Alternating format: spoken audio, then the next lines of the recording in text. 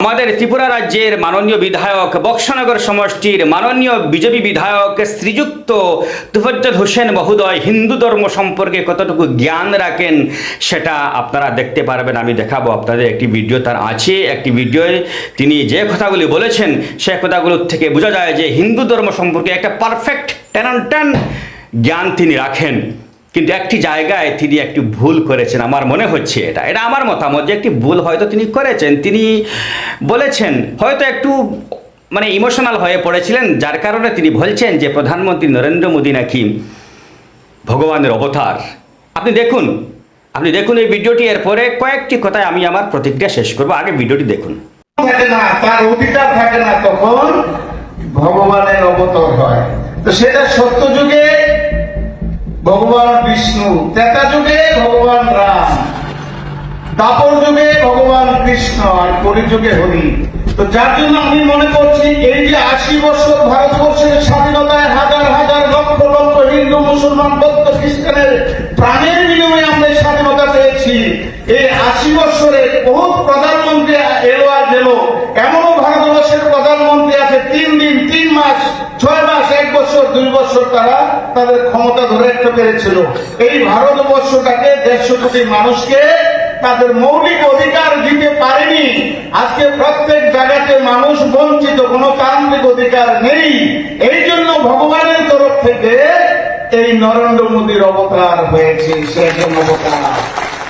তো যার জন্য আমরা প্রত্যেকেই ভাগ্যবান, আমরা নরেন্দ্র মোদী নেতৃত্বে আমরা ভারতীয় জনতা পার্টি, যে পার্টি ভারতবর্ষ আজকে শাসন করছে, বিশ্ব নেতা নরেন্দ্র মোদীর নেতৃত্বে আমরা ভারতীয় জনতা পার্টির সৈনিক হতে পেরে আমরা গর্বিত কিনা?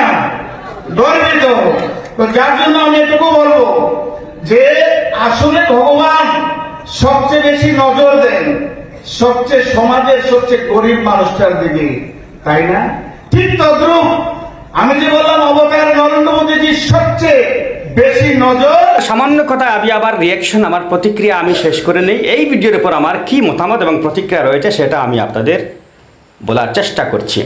দেখুন, আমি যখন দেখলাম যে আমাদের মাননীয় বিধায়ক মুসলিম হয়েও সনাতনী ধর্ম সম্পর্কে বা আমাদের প্রতিবেশী ধর্ম সম্পর্কে এত জ্ঞান রাখেন, তখন আমি একজন মুসলিম হয়ে অনেক গর্বিত বোধ করলাম। কিন্তু যখন দেখলাম যে তিনি বলছেন যে প্রধানমন্ত্রী নরেন্দ্র মোদী নাকি ভগবানের অবতার, তখন আমার মনে হলো যে এই কথাটা কি হিন্দু ধর্মসম্মত? এটা কি হিন্দু ধর্মের শাস্ত্র অনুমোদন দেয়? তখন আমি একটু ঘাটাঘাটি করলাম, তখন আমি দেখতে পেলাম যে গীতার 4th অধ্যায়ে, শ্রীমদ্ভগবত গীতার 4th অধ্যায়ে শ্রীকৃষ্ণ বলেছেন যে যথা যথাই ধর্মস্য, এই পৃথিবীতে যখন পাপ কার্য, ব্যভিচার, অন্যায়, অত্যাচার ইত্যাদি বা দুষ্কৃতিরা মাথাচাড়া দিয়ে যখনই উঠবে, তখন অবতার হিসাবে একজন আসবেন, অনার অবতার হিসাবে কাউকে তিনি পাঠাবেন বা তিনি আসবেন, এরকম একটি কথা বক্তব্য রয়েছে।